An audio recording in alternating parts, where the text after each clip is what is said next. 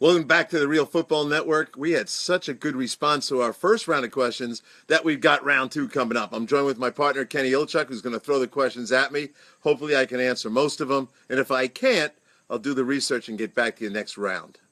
Okay, first question is from Tyler in Bethpage. He wants to know what kind of improvements you saw from Jameis Winston in Tampa. I was very impressed with Jameis Winston. I'm very impressed with the Tampa Bay Bucks. The guy has taken his job serious. What I asked from him going into the offseason was, I don't want to see you in L.A. I don't want to see you doing commercials. I don't want to see you promoting any products. I want to see you working. You know what the coaches told me? He locked himself in that facility. He lost a bunch of weight. He's in tremendous shape. He sees the whole field right now, and get ready for a guy to throw for a lot of yards. Ward in Manhasset, he wants to know how the practice squad relates to the salary cap. Sure, the practice squad counts under the salary cap. So if you're going to keep a full practice squad, you're going to need about $600,000 of cap space. Now, these guys are all on weekly salaries. You can cut them anytime you want, and that terminates the contract. Keep in mind, they're all free agents, so another team can kind of tap into them. One of the things I learned from Bill Parcells back in the day was this. If you love a guy and you put him on the practice squad, there's no rule against giving him a much bigger salary than the practice squad money. So I've seen coaches that want to hold a guy in a practice squad and prevent them from leaving, give him a full rookie wage. So get ready for more than $600,000. Some will spend $1 million. The Giants fans are out today. Charles wants to know where his team will finish in their division this year. Yeah, I like the Redskins more than I like your team. I thought they're more complete, and at this point, Kirk Cousins has impressed me enough to, I won't say neutralize Eli Manning, but I think he's going to do enough to counteract what Eli Manning does. Now, I see the Giants right now in second place. They have a better pass rush than some of the other teams like Philadelphia. There's no pass rush right now in Dallas. Dallas and the Giants open up. How is Dallas going to get Eli Manning on the ground? They're really literally without any rushes. So I'll put the Giants in second place going into the season. Susan wants to know if you have any insights on the Panthers secondary. Well, right now there's two rookies. The kid out, the Bradford kid, I had him at the Senior Bowl. Terrific, big, 6'1", 216, 215. And then Worley, the kid out of West Virginia, another guy, 6'1", 210. Now you got two big corners. When I see corners that size, and it looks like they could start, it spells more and more cover two to me. Why? Because they're big enough to play run support. We call it cloud coverage. They can do it. Ben Wickery will go to the slot. That will become a starting position, folks, because Carolina, a tremendous football team, forced their opponents into more pass in the second half. So I would say Ben Wickery is going to play 60% of the plays as a slot, and you've got McCain as the fourth. So people that want to come out and test you with four wide receivers, Carolina says, bring it on. So they've got four good players right there. The young guys will be tested early. They'll come out with two backs. They'll make you play base, and those kids will be a bit on an island. People will go after them.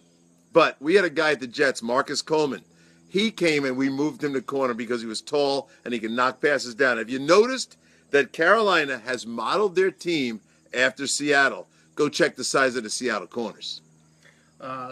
Little change up here. Shane wants to know when your next book will come out. Shane, I'm contemplating a book for 2017. I'm getting a lot of feedback, and I appreciate some from you about doing a book on the business of football.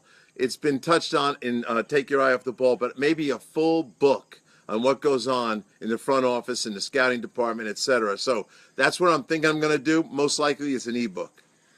Haley is hoping you can explain over and under fronts in the 4-3 and when you'd be in them. Okay, 4-3 over, 4-3 under. Let's decide and describe to you what it is. When there's a split end side, if you see a defensive tackle on the outside shoulder of the guard to the split end side, that's an under front, right? They're putting their two big linemen to the weak side. If you see that same tackle on top of the guard on the tight end side, that's an over front.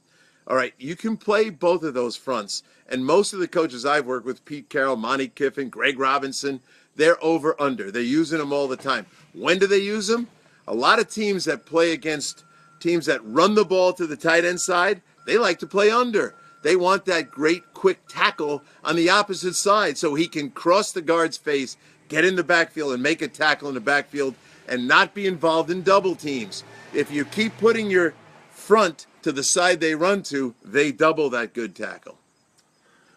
Talking about all the young quarterbacks in the league, what defensive coverage is hardest for them to attack? I think now, if you take the great athlete who's a runner first, man with an extra player to spy him is tough for that guy. But most quarterbacks don't like man under two deep. Some call it cover eight, some call it two man. Why don't they like it?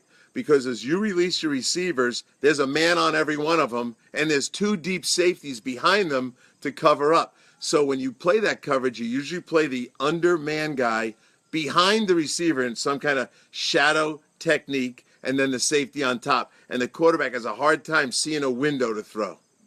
We have a fantasy question now. Phil wants to know if there are any true wide receiver ones in Tennessee. He's thinking of Matthews or Sharp, potentially in the late rounds. I just got back from Tennessee, and I was very impressed with both young players. This reminds me a little bit of how Green Bay was built. Green Bay used to profess, we don't have a real one. A real one, by definition, is someone that's going to get double coverage. You're going to roll the corner and the safety on top. You're going to walk a linebacker out with the corner off. Some form of man and a half to two. Now, I don't think that guy is in Tennessee, but I love Matthews right now. If I had to pick one of those two, I'd take Matthews right away. He's more ready. But Sharp will come on strong. Longtime fan Scott says he would like you to go over keys and reads of the Sam and the Will in the 3-4 and the 4-3. Talk about it. Okay, well, I got a 500-page book that I could reference you to, but let me just start with today in the Sam in the 4-3 defense, all right? And some of this will apply to the 34. The Sam linebacker is the guy who plays to the tight end side. If there are two tight ends in the game, there are rules that declare which one's the true tight end. All right, the Sam lines up. Now, there's two ways to play him. They can play him off the line of scrimmage, and now the end will be outside the tight end, and they'll funnel the tight end where they want, or they'll play him on, the Sam on the line of scrimmage, and he typically plays a 9 technique outside of the tight end. He is going to read the release. That tight end blocks down in a form of a double team with the tackle. The Sam is going to squeeze down and play the run. If that tight end tries to cross his face, he's going to cover a man-to-man, but he's going to prevent that release. If he releases vertical, he typically passes them to the strong safety and reads for second back out to his side. If it's a zone drop, here's what you have to remember. If you see a safety dropping in to the coverage, let's call it the safety away from the Sam, that makes the Sam the flat dropper. He goes right to the flat. If you see the safety to the tight end side coming in, then Sam is either going to be the curl dropper or the flat dropper, depending on which way the safety does. It's not as complicated as I just made it sound, but you wanted the whole book right away. Next time I'll get to the Will Backer. That's a whole different story. Vince from Pennsylvania, how do you feel about the Broncos quarterback situation? I went out there thinking, oh, Sanchez is going to be the starter. He's got the experience. He's been in the playoffs. Simeon's just a kid biding time till Lynch is ready. But guess what happened when I got there? Mark Sanchez didn't look very good. Simeon threw the ball extremely well. Those are a couple of my friends on the motorcycle, by the way. Only kidding. But I think both quarterbacks that I mentioned, Sanchez and Simeon, eventually are going to give way to Lynch. And now I believe earlier than 2017. My original thought after interviewing Lynch was he's too raw, he needs a year. I think we're going to see him by midseason. Aaron wants to know your thoughts on the Ravens running game. It's a four-headed monster. We all know the names. Forset's in there. West is in there. The young draft pick is in there. But I'll say this. I think it's going to be by committee. They're making the same claims that they like to make all the time, that they're going to be a better run team. That remains to be seen. Joe Flacco and his deep ball arm are the best part of this offense. Perriman is back. So the passing game is going to gravitate over 50%. But at the end, I'd be careful about taking any of these backs in fantasy football because I think they're going to share the wealth. Last one, talking about the Ravens again. Christopher wants to know why you would draft a player and change his position the way they did with Maurice Kennedy. Well, we had Kennedy at the Senior Bowl, and what is Kennedy? He's a tall safety, and people, just like our friends down in Carolina, they're not trading positions. But a lot of people thought Bradford was going to be a safety in this league. If you're a cover 2 team, you like big, tall corners. Guys that can jam the receiver, funnel them inside to the safety, play the flat, and then be good in run support. I thought Kennedy at the Senior Bowl told me he was a hybrid in-between guy. Teach him to play corner first, and then surrender to safety. That's a general rule of thumb for me. We got two while we were on the air here. Yeah, good. One person wants to know about Thomas Rawls, where he is, and the Seahawks run game this year. Seahawks had 8 running backs in camp.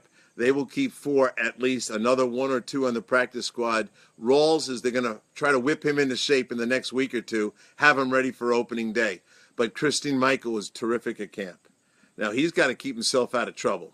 And if he does that, they'll be splitting those carries. I would say 60 to 70% to Rawls, 30 to 40% for Christine Michael early in the year. Somewhere later in the year, we'll see C.J. Procise get into the equation, but not right now. And the last one, Brian wants to know if you think there's a huge kicker concern in Tampa. It was 3 for 6 in practice today. What do you think? When I was there, he missed a couple as well. It's in his head now. And when it's in his head, you got problems. They're not going to react and overreact and get rid of him. They're not going to bring in another kicker and bench him. They're going to have to play through this. But right now, he needs a little help mentally between the ears. He claims he's getting some of that. This is like a golfer that has the ips, you know. Right now, watch out. And as I said, he had a field goal attempt when I was there that looked like an onside kick. That's how bad things look. He'll be okay sooner or later. This is Pat Kirwan for the Real Football Network. Thank you, my man Kenny, and all of you for joining in.